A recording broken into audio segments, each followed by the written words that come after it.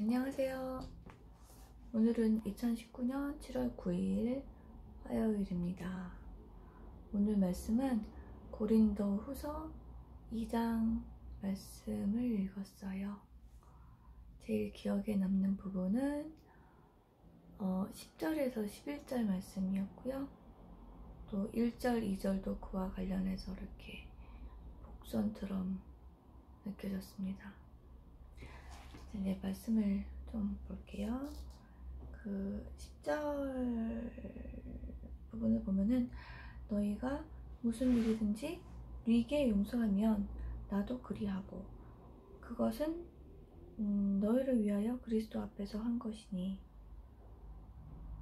그러니까 이게 네게 용서하면 이게 뭔 말이지? 그랬는데 그러니까 누군가를 제가 용서하면, 제가 뭐 A라는 사람을 용서하면 바울도 저가 아니라 그 A라는 사람을 용서하고 그리하고 그리고 그것은 너희를 위하여 그리스도 앞에서 한 것이니 이는 우리에게 사단에게 속지 않게 하려 함이라.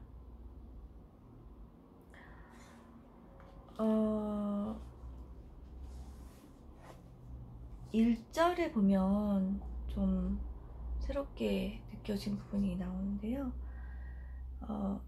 내가 다시 근심으로 너희에게 나아가지 않기를 스스로 결단하였으니 내가 너희를 근심하게 하면 나의 근심하게 한 자밖에 나를 기쁘게 하는 자가 누구냐. 그래서 이거를 너무 문장이 복잡해서 그림으로 생각을 해봤는데요. 그러니까 이제 A라는 사람이 있고 B라는 사람이 있는 거예요. 근데 B라는 사람이 A에 대해서 뭔가 잘못을 했어요. 실수를 했다거나. 근데 이제 A는 그걸 몰라요. 근데 저는 중간에서 그걸 본 거죠. 그럴 때 이제 굳이 제가 A한테 가서 내가 봤는데 A가 이러이러한 일을 했다? 너 걱정되지 않니? 라고 이야기를 할 수 있지만 바울은 그렇게 하지 않기로 결단하였다고 그렇게 저는 이해를 했어요. 왜냐면 그렇게 되면 기뻐하는 사람은 B밖에 없다는 거죠. 저도 아니고 그 A도 아니고 피해자는 아무도 기뻐할 일이 없는 거예요. 그렇게 행동한 사람. 왜냐면 이 기뻐하는 건 왜냐면 마음에 교란이 생기고 걱정, 근심이 생기고 만약에 정말 잘못했으면 화가 날 거 아니에요. 그걸 알았을 때 당연하죠. A라는 분이 화가 나겠죠. 그러면 결국 그게 그 영적 생활하는데 득이 될 게 없고 오히려 마음의 교란만 생기고 걱정, 근심만 되니까. 그래서 결국은 할 수는 있으나 그렇게 내가 B라는 사람이 잘못한 걸 내가 A한테 전달을 할 수는 있으나 그게 결국은 유용하지는 않은 것 같아요. 전혀. 오히려 자칫 잘못하면 그 사단 세력에 부합되는, 좋아할 만한, 기뻐할 만한 그런 결과를 초래할 수 있다는 거죠. 그래서 이거가 제가 복선이라고 말하는 의미는 그러기 때문에 10절, 11절에서 용서하는 거에 대한 이야기가 나오거든요. 근데 그 용서하는 그 이유가 이거죠. 이는 우리에게 사단에게 속지 않게 하려 함이라. 왜 내가 B라는 사람이 잘못했는데, 내가 잘못한 것도 아니고 내가 죄 지은 것도 아닌데, B가 죄를 지었는데 내가 내가 그 B에 대해서 용서를 하는 게 왜 그게 내가 사단한테 속지 않는 게 무슨 상관이 있을까. 근데 결국은 만약에 그 B라는 사람이 잘못을 한 거에 대해서 용서를 하지 못하고 있으면 그게 뭔가는 깨끗하진 않은 거거든요. 그러니까 앙금이 남아있고, 최소한 그러니까 미워하거나 화나 있거나 아니면 뭔가 앙금이 남아있거나, 이것들이 전부 다 그 밝은 빛하고는 거리가 먼 것들이 있고, 이런 것들이 또 쌓여 있으면 그 다음번 뭔가 앙금들이 왔을 때 그게 자꾸 누적이 되잖아요. 그런 것들이 제 마음속에. 그럼 어느 순간 와르르 무너질 수 있겠죠. 근데 이제 이런 조그만 것들이 왔을 때 제가 용서를 통해서 자꾸 깨끗하게 치워내는 거죠.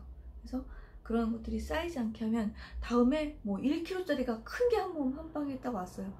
그래도 그 전에 왜냐면 깨끗하게 청소를 해놨기 때문에 그렇게 좀 힘든 기간은 있겠지만 무너지지는 않고 실족하지는 않을 수 있는 그런 가능성이 좀 더 높아지겠죠. 그래서 그런 의미였던 것 같고, 제가 정말 제 일상생활에 적용을 해봤을 때 1절 2절 말씀 너무 찔렸어요. 왜냐면 제가 이런 경우가 있었어요. 제 시동생 와이프가 좀 시어머니에 대해서 뭔가 판단하는 이야기를 한 적이 있었어요.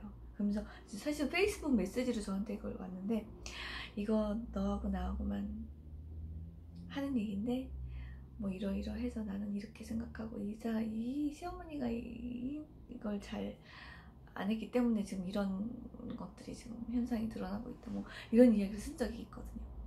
근데 그거를 사실은 제가 시어머니한테 전달하지 말아야지라는 생각은 있었는데, 어느 순간 저도 모르게 절제를 못하고 그 얘기를 시어머니한테 말을 전했어요. 근데 그때는 지금 생각해보면 정말 순수하게 뭔가 걱정되지 않니? 라는 그런 의도도 아니었어요. 오히려 어떻게 보면은 내 의견에 동의하게끔 더 만들기 위해서 어떤 근거로서 그걸 댔던 거예요. 심지어 그 친구조차 이렇게 이야기를 했다, 그런 제 주장의 근거를 강화시키기 위해서 그걸 악용한 거죠, 제가 어떻게 보면.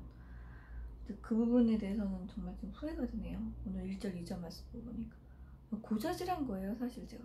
네, 어떻게 보면. 그러니까 고자질은 굳이 할 수는 있지만 굳이 할 필요는 없는 것 같아요. 굳이 해서, 왜냐면 결국은 문제가 되는 행동을 한 사람, 그 사람과 사탄만 기뻐할 그런 결과가 나오는 거니까요. 네, 제가 관여할 일은 아니었던 것 같습니다. 굳이. 네, 그런 생각이 들었습니다. 오늘 여기까지 하고요. 저 오늘 지방에 내려가요. 아마 내일은 혹시 좀 다른 새로운 공간에서 이렇게 방송을 하게 될 것 같은 생각이 듭니다. 자, 그럼 또 좋은 하루 되세요. 안녕.